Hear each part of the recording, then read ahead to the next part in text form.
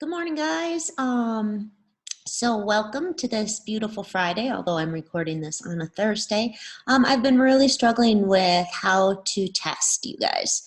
And normally what I do is I give multiple like little FRQ tests and things like that, but you're in my presence, so I know that you're not Googling them and snapping and all that kind of stuff. And although I do trust the majority of you to do everything authentically, I am afraid that testing in this environment just causes some grade inflation, and normally that's not a huge deal. What's a grade? But I really don't want you thinking you're ready to move on if you're not. And so if the college sees a minus in Calc 2 and you're like, oh, I'm ready for Calc 3, I just want to make sure you truly are. So in that regard, I'm not testing a whole lot as far as test points. Your grade is pretty much going to be what it is, although I am going to somehow factor in your AP test score into your grades. So College Board is going to send those scores to us on May 26th. So before your final grades are due, I'm going to have access to your AP exam. And I'm thinking of some way to incorporate that. I'm not quite sure. I'll get back to you on that. I've got to sort of brainstorm with myself and figure that out. So just a couple things. I hope you guys are doing well. I haven't been doing a whole lot of the conferences, the Schoology conferences, because for math it's kind of awkward because we need to write and I need to see what you're writing, and so it's not discussion based. But if ever you feel the need to meet with me and get something explained face to face, go ahead and shoot me an email. I'm pretty good about keeping up with that stuff. Pretty much within the hour I've been trying to get back to kids, so feel free to do that. The other thing is,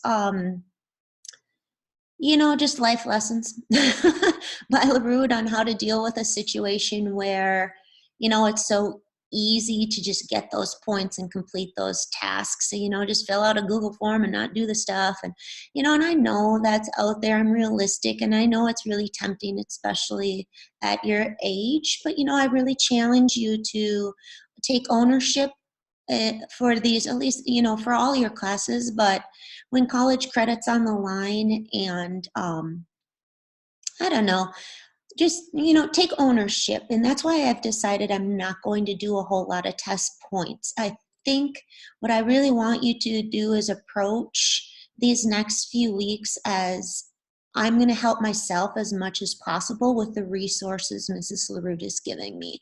Let me just give you a for instance. For the last geometric FRQ Schoology test, all 6 questions were explicitly stated in that video. So if you had watched the notes and taken them and did it to learn it, you would have had a 5 or 6 out of 6 no matter what. And there was a 2 and there was a 3. And it tells me that those 2 people I'd never read about. I love them both dearly. It tells me, though, that those 2 people didn't watch the notes. They were just like, I'm just going to go click on these. If they're right, they're right. If not, not. It's only 10 homework points, which is true. However, that actual FRQ is really exactly how I think they're going to be presented to you, and I think you're going to have a series 1. And so I guess if I had one thing, life lessons on this Thursday to give you is really challenge yourself to take ownership and do what you can do to do your best. And it's not about your grade. Your grade is going to be what your grade is going to be, and a year from now, no one's going to care what your grade was.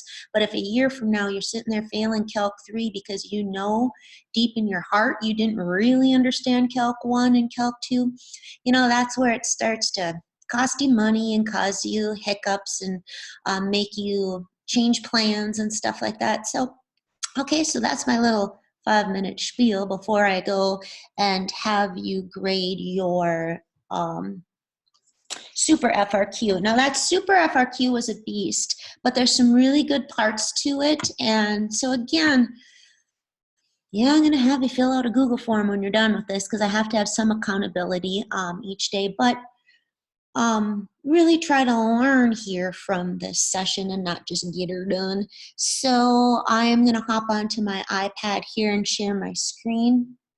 if I can. So you just got to give me a minute here. I'm working in Zoom, and I like Zoom better. It's a lot smoother for me. But I have to join a meeting on a different device because of the system I have at home here. I don't have the best computers. So I'm going to do a little screen share here. I have to start a broadcast. So anyway, I'm doing pretty well. Been healthy and that kind of stuff. So hopefully you guys are all doing well too. I want to screen broadcast, I think, here. So let's go to my screen and hope it shows up for you. Super. All right, speaking of super, here's the super FRQ. So I just gotta shift my iPad over here so I can work with you. I really thought this one was a great problem. And again, I get these. Sometimes I write them. This one I didn't write. This one's actually written by actually the same two guys, one of the two guys who was in the video corrections that I gave for that last FRQ. So that's kind of cool. They're good. I like them. They're kind of higher ups in College Board, and they teach at a high school too. So anyway, let's go take a look and absorb the stem of this problem, because that's always really important. Kind of get into the question. What am I being given? First of all, I'm being given the graph of f prime. So anything about f would be about the areas under that graph, right? The antiderivative, or the area under the curve, or the integral. But f prime is given graphically, so my y values represent f prime. So for instance, if I were to need f prime of 1, anywhere in this problem, it's 6. So I understand what they're giving me graphically.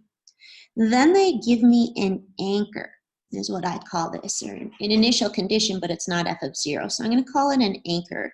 They're telling me at 3, f was 7. So again, in terms of that snowfall analogy that I like to use since we're in Minnesota, if this is the graph that's charting hours and a rate of change, f prime, inches per hour, then f represents inches of snow. And what that means is at 3 hours, there were 7 inches of snow. So just anchor yourself in. Why do they tell you that? Because you're probably going to need like an f of 1 or an f of 5, and you're going to have to use that anchor to move either up from 3 or backwards from 3. So keep that in mind. Again, I'm just really getting into the problem here. This is important. F prime is a line segment from 1 to 6. Why would they be telling you that? Because you're probably going to need either f double prime. I don't know. I'm not into the problem yet. If I needed f double prime, I can immediately see that it's -2 everywhere. The slopes of this derivative graph are down 2 over 1. But this is a line segment from, where did it say? From 1 to 6. Now, the other reason they might be giving me that is because if I need these areas, I now know that under that curve, the f values can be found geometrically, because I'll have, sorry, my glasses are loose.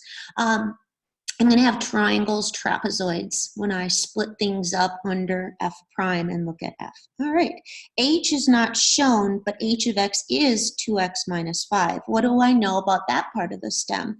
I know I can find h of anything by plugging it in. I know h prime anywhere is 2, because that's a linear function. Its slope is constant. I also know h double prime is 0 everywhere if I were to need it.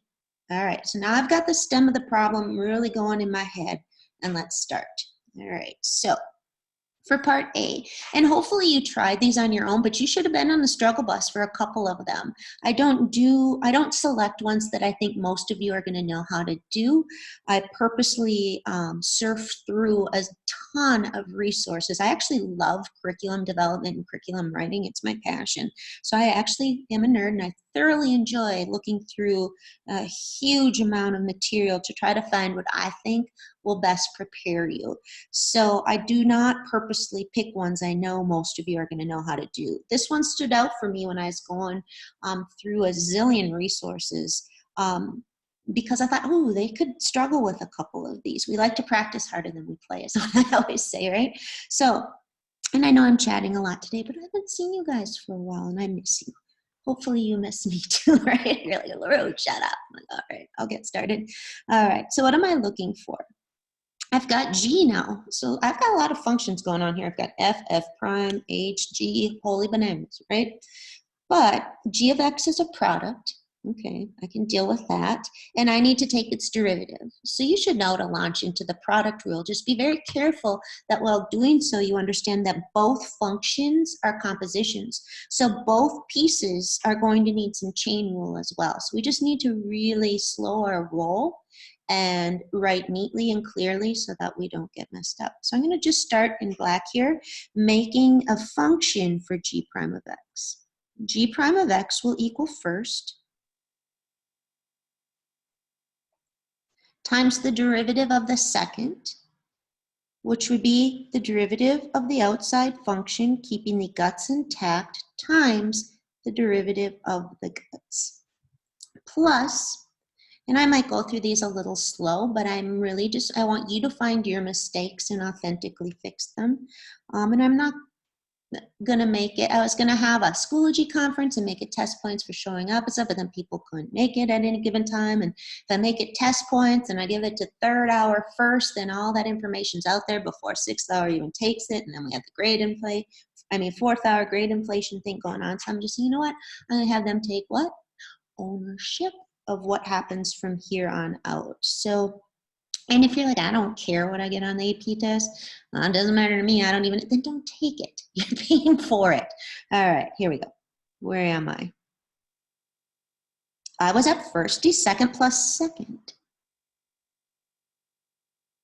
times the derivative of the first, which is the derivative of the outside. I don't have a whole lot of real estate here on my screen, and I'm sorry about that, times the derivative of the guts. I'm supposed to do that at 2. So every x is going to get a 2, and therefore, and a 2, and a 2, and a 2, and a 2, and a 2. And I would actually, if I were you, you should rewrite that, obviously.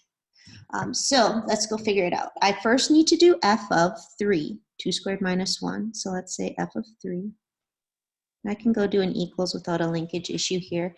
And then h prime of 4, right? 2 times 2, right here, times 2. So I'm going to have 2 h prime of 4. And I've got to be very careful here that I don't make a mistake. So you guys got to, if I do, just let me know. Just shoot me an email.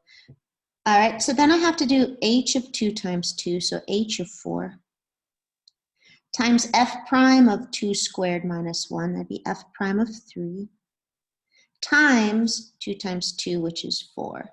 Now I need to go get all that information. Again, you can't leave this because this is functions, but once I get numbers, I can leave it. So what is f of 3? No clue until I recognized that I absorbed the stem of the problem. At first I was like, I don't know, but then I remembered that I had completely thought through the stem of that problem, luckily, so that's a 7. And then I have this 2 here. What's h prime of 4?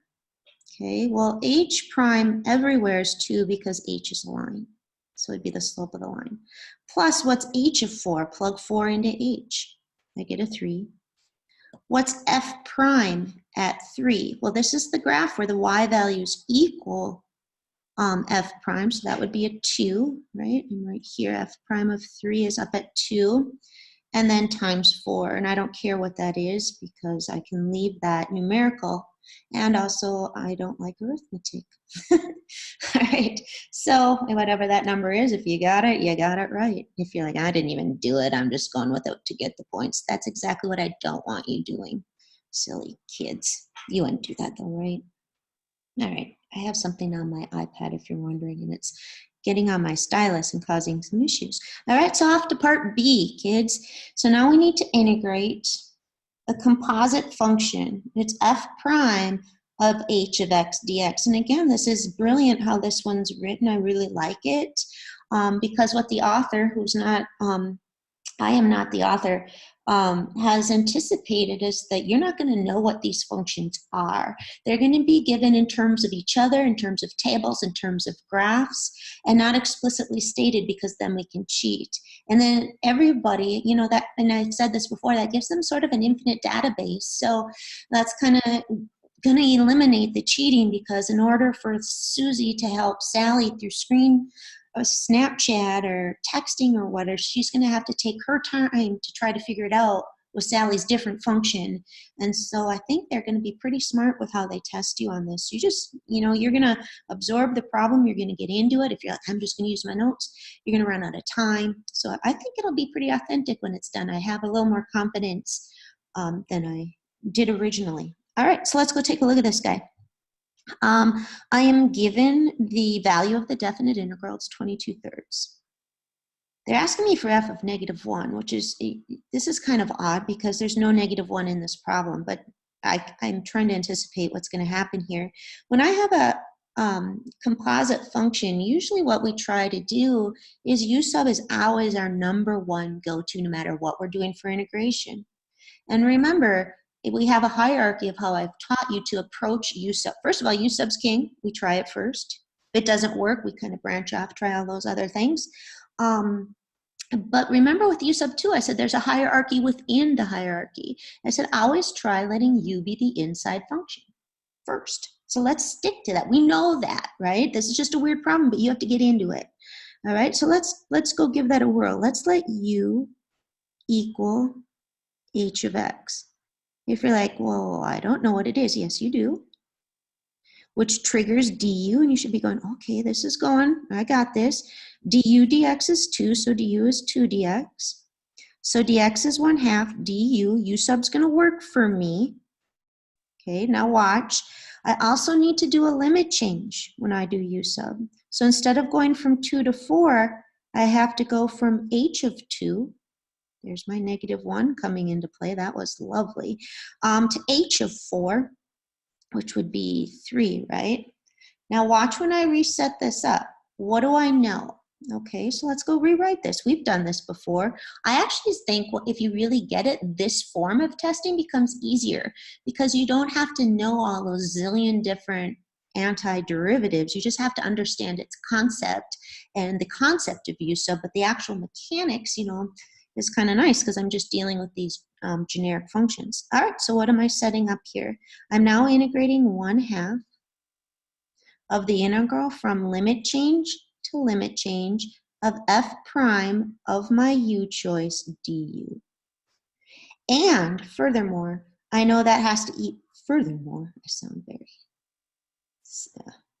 pretentious, don't I? I shouldn't talk like that. All right, so 22/3. I'm good with that. I don't like the half there though, so I'm going to go -1 to 3 f prime of u du equaling 44/3. Seems kind of weird. Now, do you know the antiderivative of f prime? Yeah, right? The derivative of what is f prime? F. So this is really just f of u evaluated from limit change to limit change has to equal 44/3.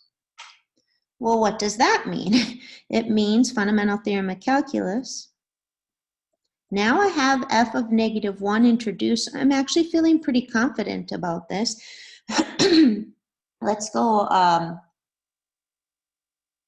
rewrite this because remember, don't lose track of the problem.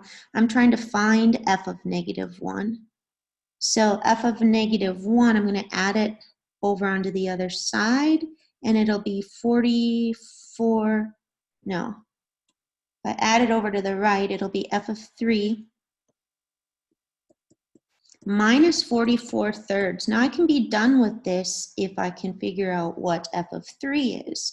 Again, I either need to figure it out with areas, or because I absorbed the stem of the problem, it is 7 minus 44/3, which I don't really care about, but this is one I'm going to check the key on because that answer seems a little weird. I actually have the key on the next page, so just give me a second here. 7 minus 44/3 is correct. All right, so we're good. I'm going to go circle that. I was just feeling a little, there's a lot of room for error in that one. All right, I'm going to clear my ink actually. Clear. I know this is taking a while, but oh my God, are you kidding me? Okay, wait. Nothing. I was just thinking I forgot to press record on my iPad, and I was like, oh, are you kidding me? I've gone through all this, but I'm recording it off of my Zoom, so I shouldn't be If I had an instant of, oh, you don't know how many times that's happened in this, that I've been making a recording and I'm on multiple devices and I'm like, haven't clicked on the right thing. I'm like, oh, I gotta do it all again. All right. Anyway, off to part C. You guys are awesome. All right, part C. All right, so this is a product and we do not have an integration product rule. We have U sub. That's not going to help me though. If U is F double prime, DU is F triple, which I do not know. And if U is H of X, DU is H prime. So I'm not generating the rest of that integrand. So my other option is obviously bipart should go right into your head for this guy. This is going to be a bipartser. Let's go take a look at that. Who's my U choice? I'm going to go put it over here. And who is my DV choice? I want dv to be the one that I explicitly know the antiderivative of. I don't know the antiderivative of h of x, do I? Yeah, I guess I kind of do, but that's going to get messy. So you know this pattern always goes like this. So let's say u equal h of x. du will be h prime. We'll go back to the stem of the problem and see if that's, and dx. And then dv being f double means its antiderivative is f prime. All right, so hopefully you're good with that. So remember, we do uv minus v du. So let's go equals. You might want to keep equals off when you're doing to avoid linkage, but I like to have them. It equals uv.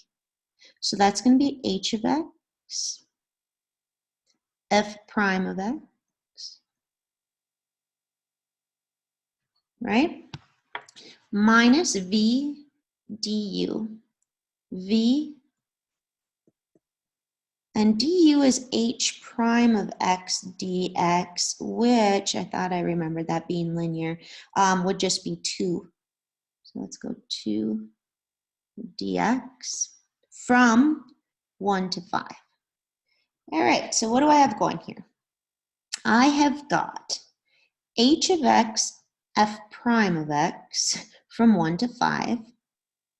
And then minus 2 times the integral from 1 to 5 of f prime of x dx.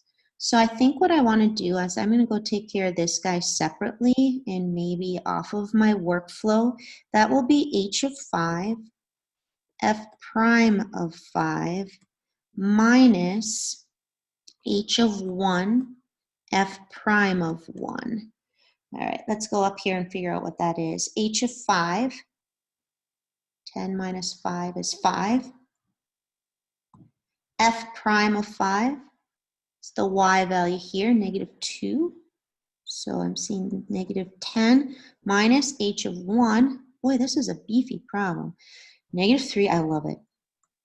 F prime of 1 is 6. All right.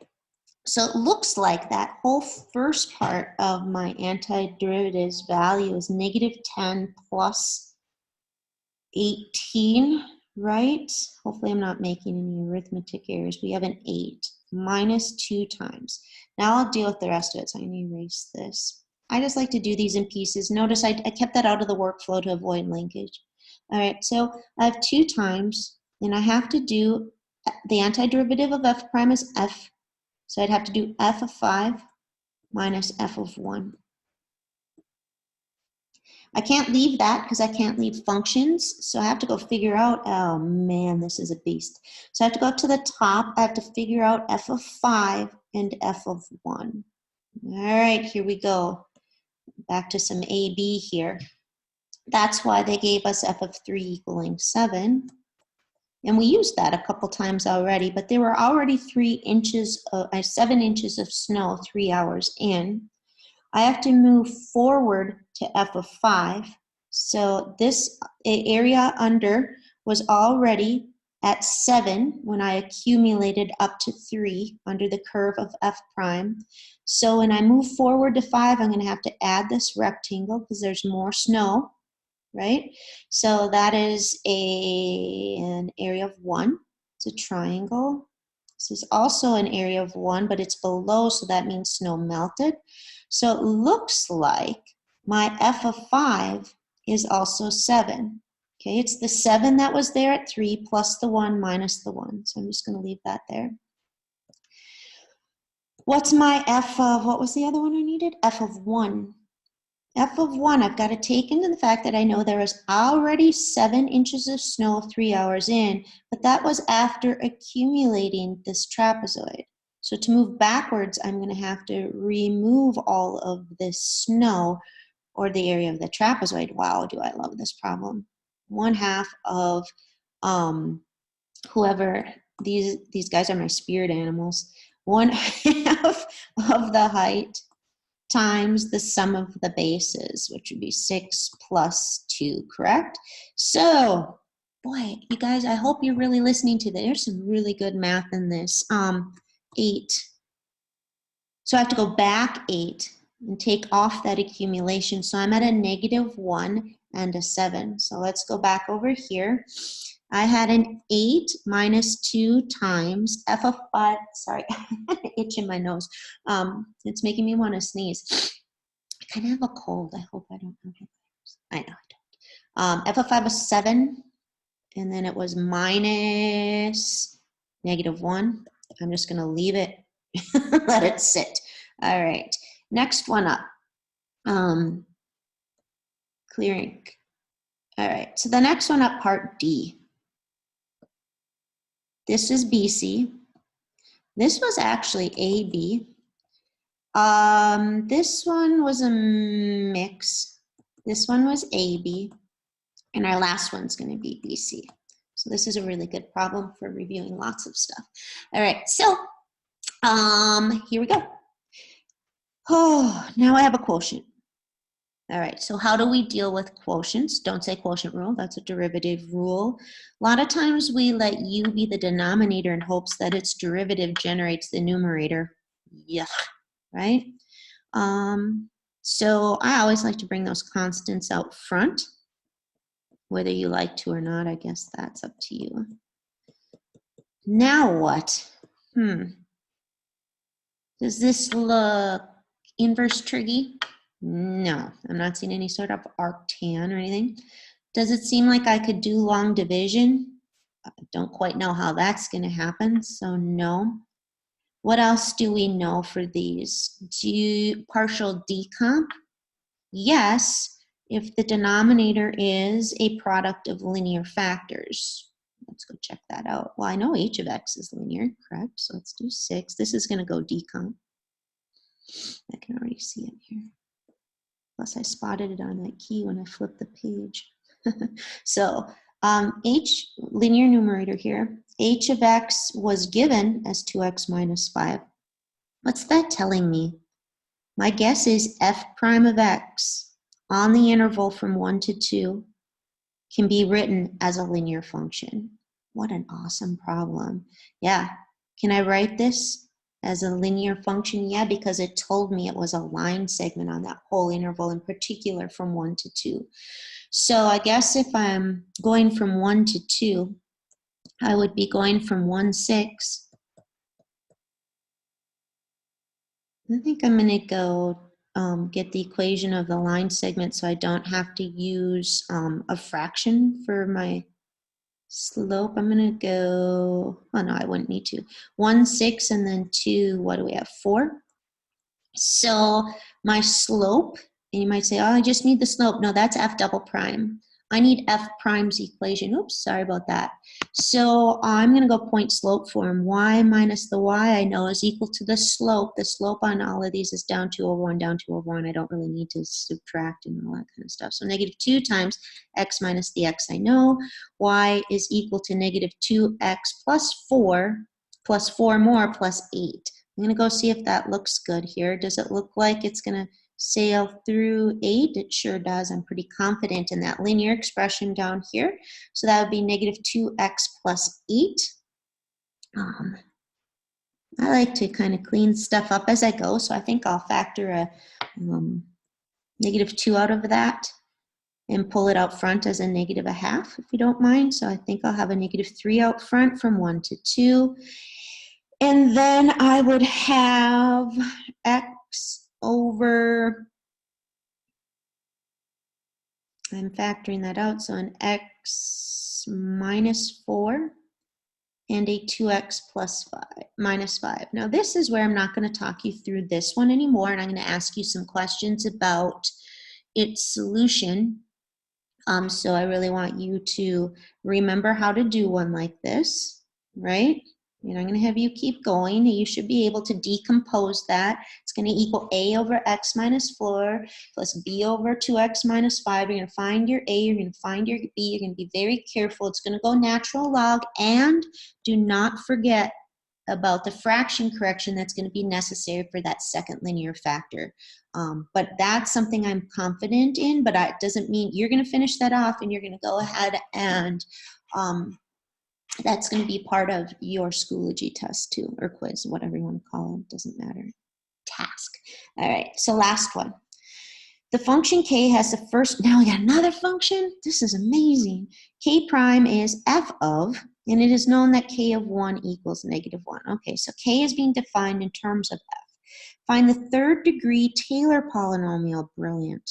All right, love it for k. So I'm going to trigger this as I told you. Now, if you haven't been doing your homework authentically, you haven't been writing this enough to remember it. So that's what I mean by, you know, take ownership and you get out of this what you need and do your best.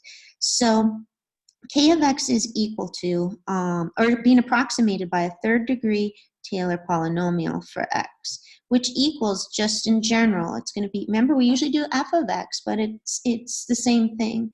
It's going to be f of c plus f prime of c times x minus c plus f double prime at c times x minus c squared over 2 factorial plus f triple prime at c.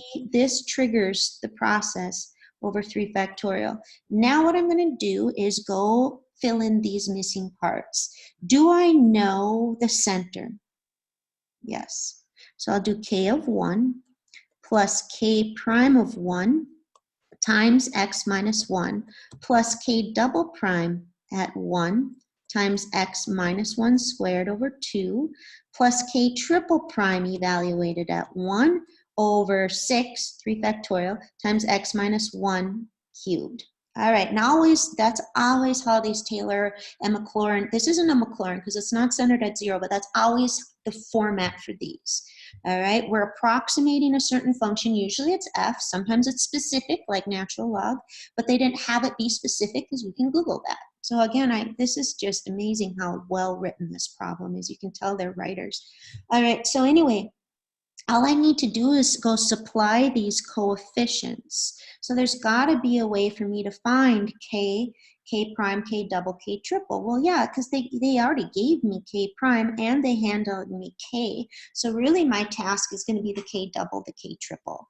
So I'm going to go back up here into this workflow. I'm going to leave that guy sitting there. You're still in charge of simplifying that, by the way.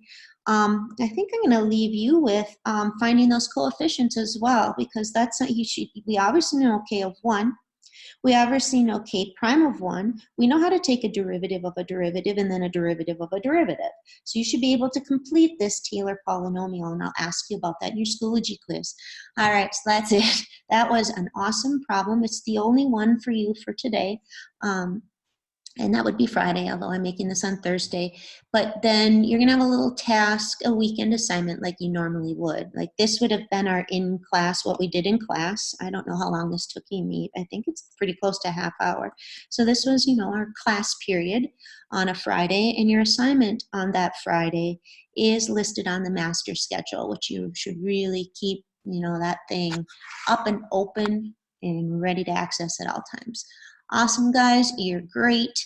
I have to stop the recording and contact me if you need to talk to me. Miss ya.